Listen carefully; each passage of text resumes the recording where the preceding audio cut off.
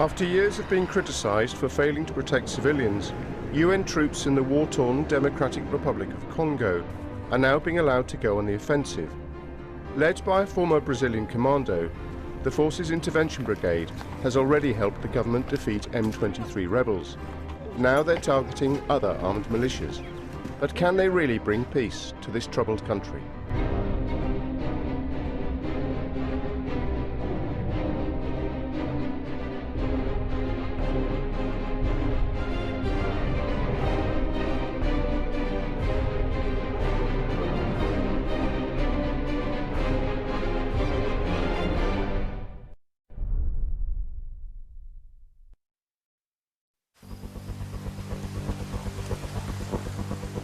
In a land awash with weapons and violence,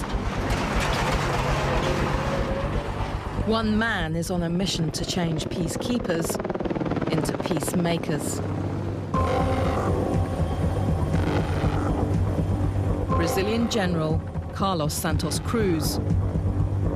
For the first time in the history of the United Nations, international troops are allowed to take the initiative and use force against rebel groups to defeat and disarm them. They've been sent here to the Democratic Republic of Congo. We have a mandate to neutralize armed groups.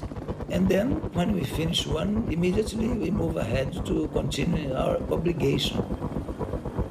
General Santos Cruz wants the armed groups hiding in the forests and mountains to understand his mission. We are going to protect the civilians, eliminate and neutralize the threats. We go to the threat. We are not going to wait for the threat to come here against the civilian. But can he bring peace to a nation scarred by years of fighting and war? We need to promote the human rights even by force. That's our role here, to bring peace even by force if needed. He doesn't underestimate the task ahead. He knows the stakes are high. One mistake in one shot, kill or you injure the wrong person, that's the risk. The success to this disaster, you have a very thin line.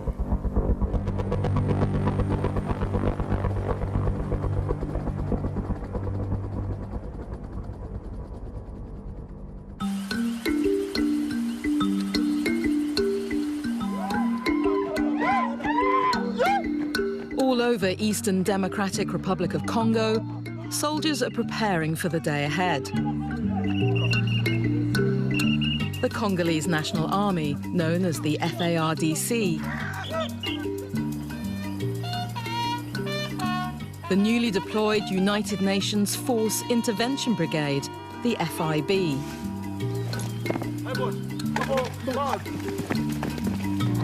And General Carlos Santos Cruz, a 62-year-old commando from Brazil. He's the current force commander for the United Nations mission in Congo, MONUSCO, in charge of over 20,000 troops from 50 different nations. He's a really tough man, but it's great. I'm lucky he's double of my age. Eastern Congo has been engulfed in violence for nearly 2 decades, and the civilian population has borne the brunt of it. It's estimated that nearly 6 million people have died, and many hundreds of thousands have been wounded or raped. In March last year, the UN Security Council, after years of ineffective peacekeeping operations, decided to give UN forces in Congo a mandate to go on the offensive. As the man put in charge, General Santos Cruz was handed his toughest ever assignment. The dimension of the human catastrophe we have here, the level of violence, we have millions of civilians dead in consequence of the conflict in the last years, more than all the conflicts in the world. Our challenge is to bring peace and to protect this population from the daily violence we have here.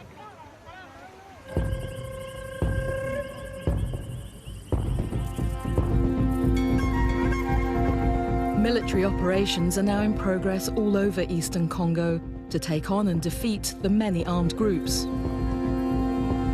They've had some successes, and they've had some setbacks, but it's an enormous change to a mission that's had much criticism in the past for its inaction.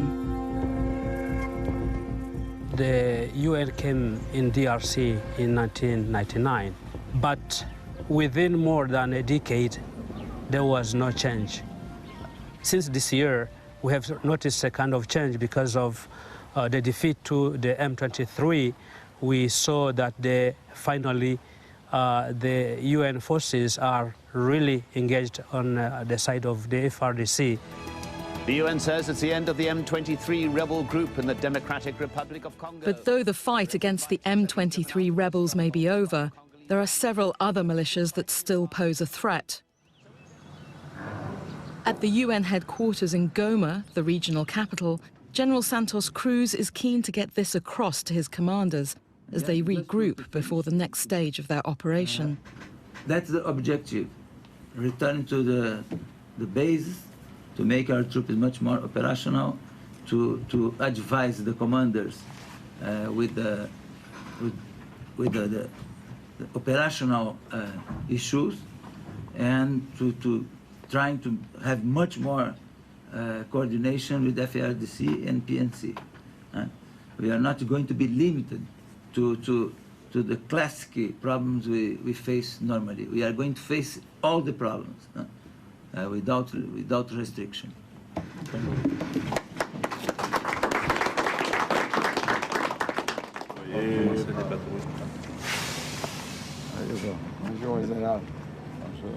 The new mandate means that the UN is working very closely with the Congolese army.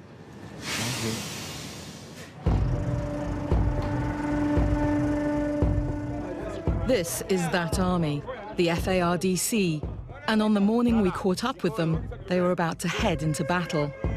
Rendez-vous sur le terrain.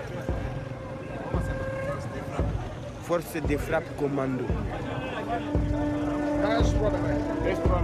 The operation was being led by one of the Congolese army's rising stars, Colonel Mamadou Ndela, credited with a leading role in the defeat of the M23 last November. Nous vivons ensemble, nous mourons ensemble. Ensemble, Congo est un pays nabiso. Alors, c'était Congo. Congo est un pays nabiso. Tous les rébellions à Nord Kivu, toko beta pour la population nabiso à Congo est la kimia ba mama babanda trafic réglementaire. Rendez-vous sur le terrain. Tutakufa juu ya nchi yetu. But as the vodka bottle suggested, the operation they were about to launch was deadly serious. A few days later, their commander, Colonel Mamadou Ndela, was killed in an ambush with 3 other soldiers when his vehicle came under rocket attack. Another casualty in Congo's long war. In the past, Congolese troops like these have been accused of committing human rights abuses against civilians. Yet with UN support during the recent defeat of the M23 rebels, they've cleaned up their act. I saw the FARDC permanently taking action, fighting against M23 for 5 months in a row. And then it's visible, very visible, the improvement. We have very clear position on the human rights violations. We do not accept it. It's one conditionality to have the support from MONUSCO. These are the men that give his words some weight. The new Intervention Brigade, voted into being by the UN Security Council last March. It's made up of 3,000 troops from South Africa, Tanzania and Malawi, with a mandate to neutralize and disarm the various armed groups. Okay, morning, gentlemen. Welcome to the Kibirizi patrol briefing. We'll be leaving this base anytime from now for Kibirizi, where we'll be doing our reconnaissance. This morning, Lieutenant Mataweri from Malawi is reminding his men of their rules of engagement.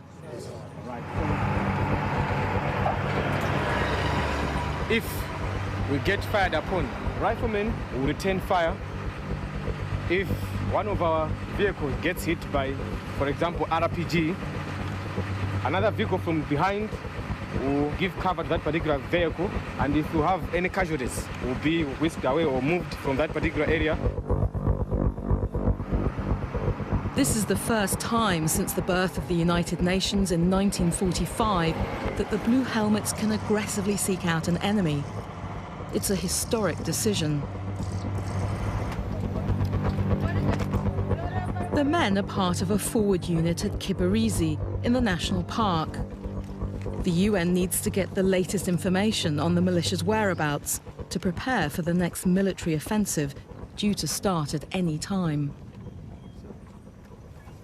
If we have credible information that the civilians will suffer in the hands of some armed groups, we have the freedom to take action, to anticipate the action of the armed groups. There's one particular armed group in the UN sights for the next operation. It's called the FDLR. It came to eastern Congo 20 years ago after fleeing Rwanda. Its founders are accused of taking part in the mass killings of nearly 1 million people, the genocide in Rwanda of 1994. They've been attacking villages ever since. It seems they're close by. Mnasema ambazo mnajua kwa FDLR inapatikana labda sehemu hii? Hapana, hakuna grupu ya mengine, ni FDLR tu, mabiko na kikundi mbili.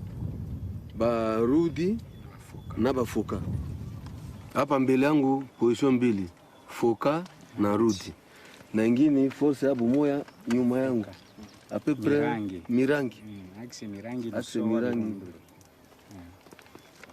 Tuko na FDLR mbele na nyuma. Sisi tuko hapa. After 2 decades, the rebel militia has put down roots in the region. Many local people married into the FDLR and had families together.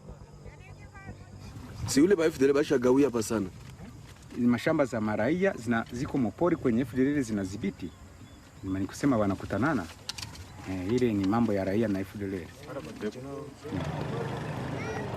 The soldiers have had a successful meeting, and Captain Jakame has gathered information useful for the next military operation. They've given us about 3 positions where, or locations where FDLR is found in the area. Every armed group knows that anytime now they will be disarmed forcibly. That's why we are busy, gathering intelligence so that we can carry out our operations in a thorough manner. General Santos Cruz recognizes that this new ability to act must be treated with respect if the mission is to succeed. Freedom means you need to have as well responsibility with the human rights, responsibility with the mandate, with the rules of engagement, with the international and humanitarian law. It's a lesson he's learned the hard way. Previous engagements for the UN have included heading up a force that disarmed dangerous criminal gangs in Haiti. I do my job based on some principles. We need to give initiative to our troops, to our staff. We need to be focused on our mandate and the rules of engagement. The motivation we have here is a psychological motivation. We do things for the people only. We fight for them. Today, the general wants to see the results of a recent intervention brigade operation. He's going to Pinga. It's a remote village and difficult to access, so he's flying in by helicopter. He's asked the pilot to fly low so he can see the conditions of the roads and the forests where the armed groups are hiding. Recently, 3 days ago, is one route that was released from the armed groups, the presence of the armed groups. And then we are going to observe the movement of the population along the roads, and we go to land in Pinga.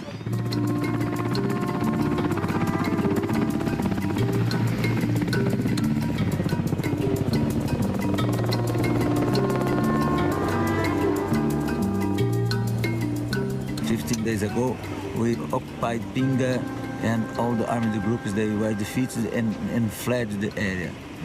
And then the population is returning. We estimate that about 2,000 families will return to Pinga.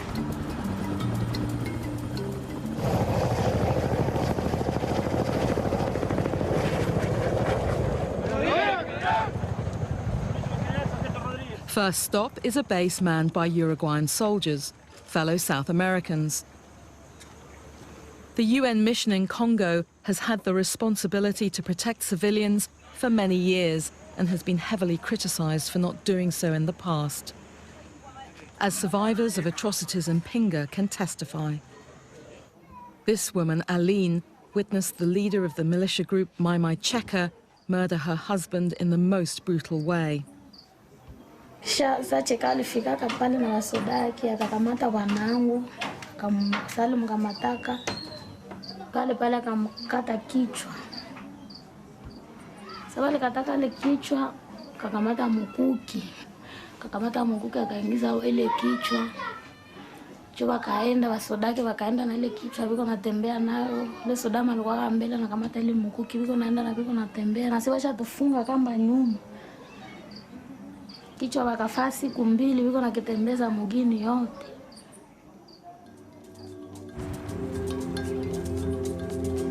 Here we have a long list of human rights violations. We have more than 300 cases of rapes, looting the house all the time. The population, 50% of the population abandoned the houses. At the hospital, Kabuya is recovering from being raped. She also witnessed the atrocities of Cheka and his men. Wanaenda mukazi, sasa wanaenda kule muvita kule, wataleta vichwa watu wanaitia hivi kumiti hivi. Jo watu wanashangaa vichwa vya watu hivi kuhimiti wanaingiza muti humu hivi. Kisha njo wanaenda wanavibeba hivi. Wakati watafika pale mubazi ya Monike pale, asemu kamate, nyenjo munakula nyama wanatupia vile vichwa. While the UN soldiers did not intervene to stop the rape and murder of civilians, they did at least provide a refuge for people. Juu MONUSCO ilisaidia watu mingi. Ilikuwa tu ni kusikia risasi la kwanza. Mbio watu yote. Wote na wanaishia mule Monike tu wanajificha mule. Tulikuwa mule walikuwa natusaidia. Sasa vita napigana tunakosa na wakati ya kutoka nje, wanatupatia walikuwa wanatusaidia hata na chakula. But why didn't the UN do more to protect them? I never tried to understand how UN worked before my arrival here. But for me, it was not relevant. Since the moment I came here, I'm very focused on the problems I have in front of me and not what happened before. We are very happy to see along the roads, even in this rainy season, people returning to the houses you see abandoned for so long time.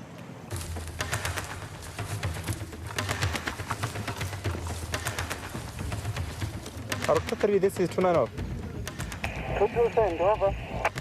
29. Are you in contact with the coast side?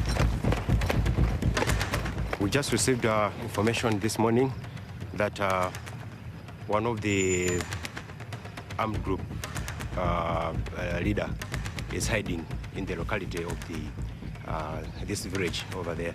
So we have been tasked to deploy and capture him.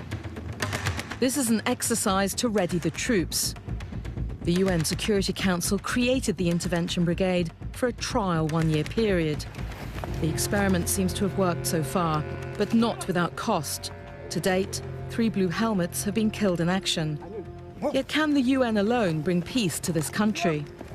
We need to have much more like the presence of the states. It's a military action, police action, state authority, and development. We need to have a combination. Only the force is not the solution. We need to have in parallel development and state authority, or the problem will restart in some point.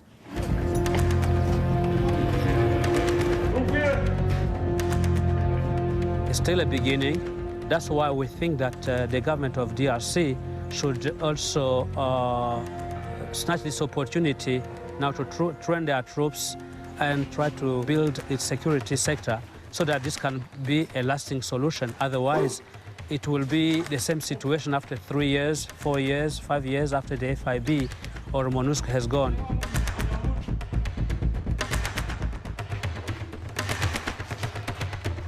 This was just a rehearsal, but these soldiers are ready to go into battle.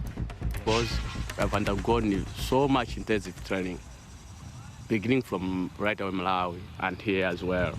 So we are more than ready, in other ways, I can say. We are ready for anything. If we receive an order to follow up any armed group, we are ready for that. That is our posture that we are doing, that what we are practicing every day, that's the way we are motivating our troops to protect the population. We need to consider how important it is to isolate the problems inside Congo and not to let the armed groups cross the border because it affects the relationship between countries.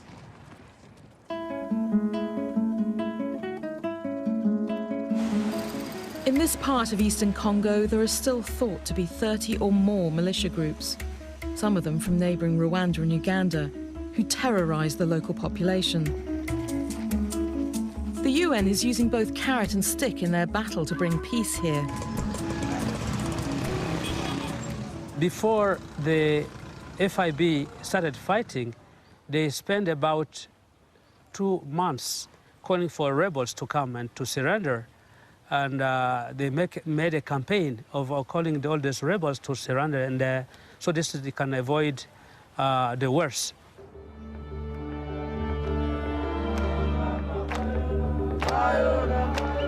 So far, well over 2,000 militia, both men and women, have surrendered their weapons. They're now living in a makeshift camp on the shores of Lake Kivu. The process is known as DDR, disarmament, demobilization, and reintegration. There are 2 options for the ex-combatants. The first is to demobilize and accept to integrate the civil life, but in this case, they must be trained and they must be integrated in the community, but there is a process that must be followed.